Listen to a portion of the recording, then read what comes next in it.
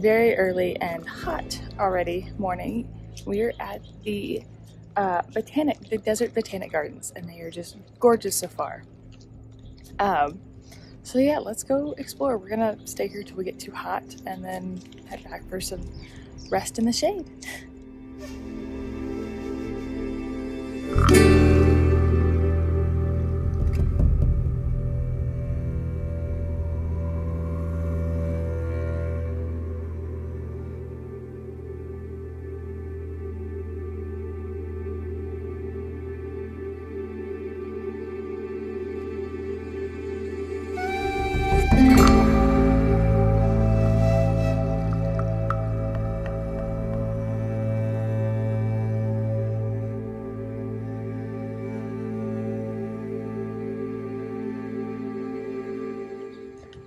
Alright, so this Desert Botanic Garden has a main discovery trail, but they also have all of these little offshoot trails that are more specified.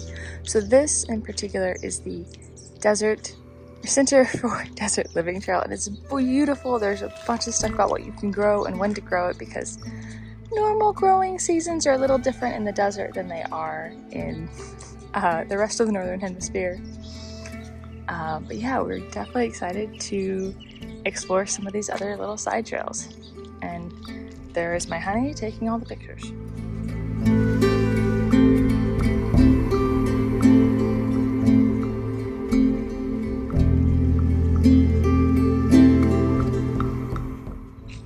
You feel very small standing here among these ancient giants, and they are gorgeous and patient.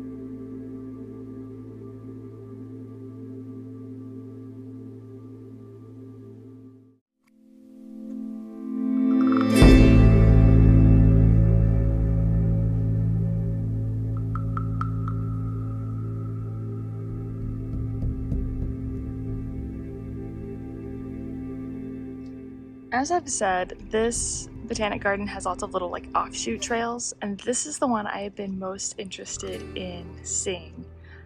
Plants and people of the Sonoran Desert. It has everything from like housing to how they collected fruits, and I'm just really excited to see it.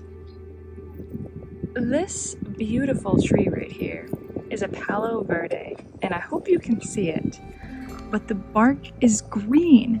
So when there's not enough water, they drop their leaves, but the bark can produces chlorophyll, so they don't have to worry about, starving. The bark can photosynthesize, and it is fantastic.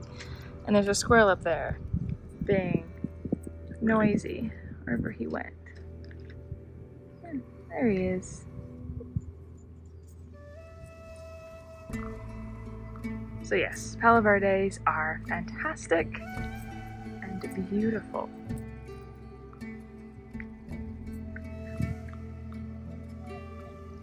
Earlier on in this section, we learned about the fruits, the vegetables, the seeds that the Spanish brought over. But this is really cool. This is an agave roasting pit.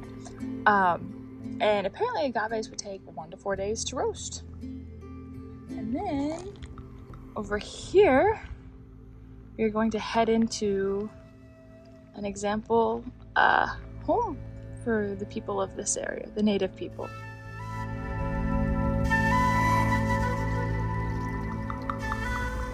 Check this out! These were made of willow saplings, yucca leaves, cottonwood branches for the Apache, or at least one tribe. It's actually nice and cool in here. They're watering outside, so that's why you can hear. But yeah, this is so cool. Yeah. Well, I think I really want my photos to come out, for sure. But also, it's really stunning. Because I've always grown up and lived exclusively east of the Rocky Mountains. And whenever you get west, that's where the real magical biodiversity, I think, of the western U.S. really comes out, is in the deserts and in the rainforests and the mountains and the semi-arid grasslands and et cetera, et cetera. And this place does a really good job of showing all of it. Take water. Check out the size of this snake up here. Someone warned us he was up here, but they didn't tell us how big he was. I don't think the birds like him. Wow.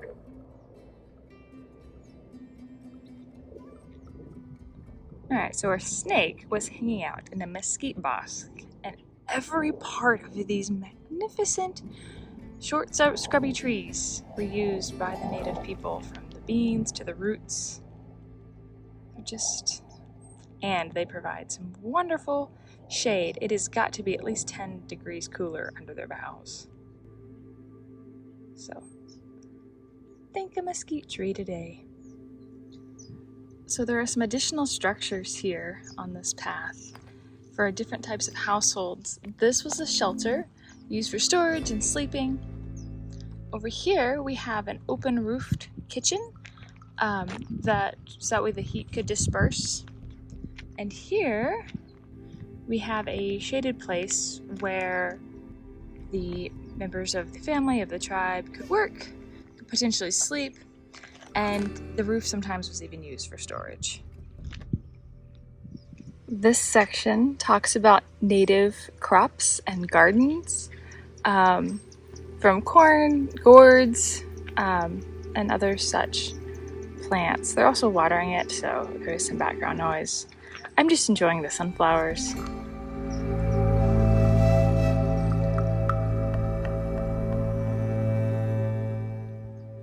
One of the things that I find most fascinating is the saguaro fruit harvesting. This was the tool they would have used to pick the fruit, since the fruit is way up there. And then they would make it into a delicious syrup, the liquid, and the seeds, pulp, and syrup were used in foods such as porridge, jam, and seed meal. Yeah. And they also had to compete with the animals for the fruit, because as we've seen, the rabbits, the birds, everybody likes them. Check out this genetic mutation on this saguaro. That is wild. The rest of it looks normal.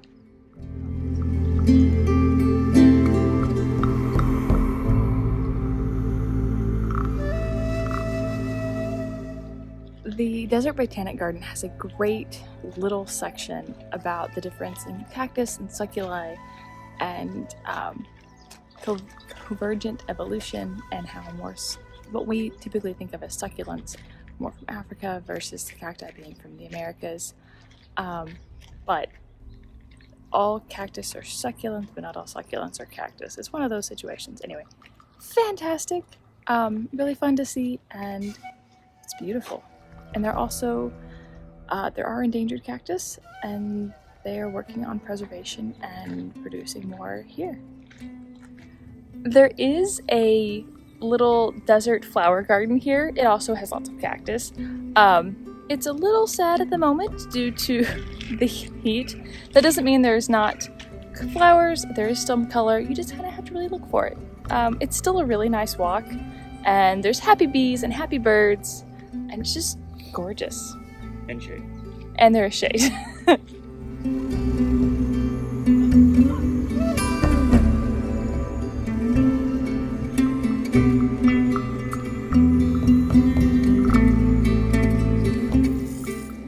If you come out to this garden, stay hydrated. They have so many water fountains and filling stations that there is no excuse to become dehydrated. Drink water every time you see one. It'll be good for you, I promise.